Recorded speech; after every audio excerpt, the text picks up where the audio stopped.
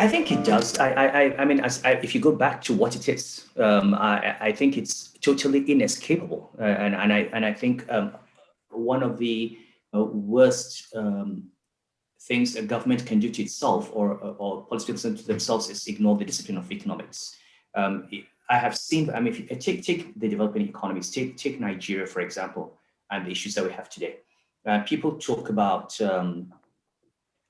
insecurity, we talk about increased poverty and so on, but at the end of the day, you can actually trace some of the roots of what we see as social problems, ethnic problems, religious problems, to wrong decisions as far as the economy is concerned. At the end of the day, human beings need to survive. Human beings need to have a decent quality of life in order to be decent human beings.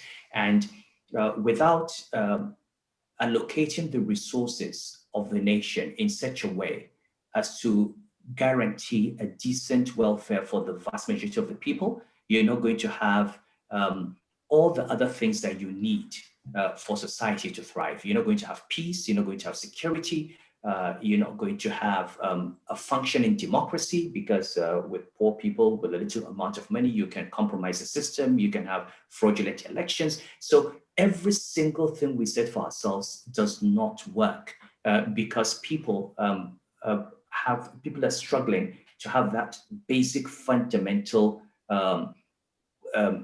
life which they need, without which they can do nothing. They can't worship. So you have religious problems because of people looking for food.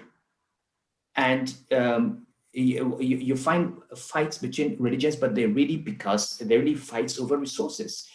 You have fights among today in Nigeria between the Fulani ethnic group who are herdsmen and farmers, but it's an age-old struggle for resources. You're struggling for water, you're struggling for land, and until we understand that at the heart of this problem is not an ethnic issue between a herdsman, an ethnic herdsman and ethnic farmers, but the fact that you've got a large population, you've got diminishing water resources, you've turned grazing fields into farmlands, you've turned farmlands into houses, and you've got to actually see it as a resource allocation problem. How much land do you need for housing? And maybe you should start building houses vertically instead of horizontally, so you have enough land left for farming, enough land for grazing, until we begin to understand that at the heart of many of the social problems are economic questions. I think we're not going to have a solution to the social problems.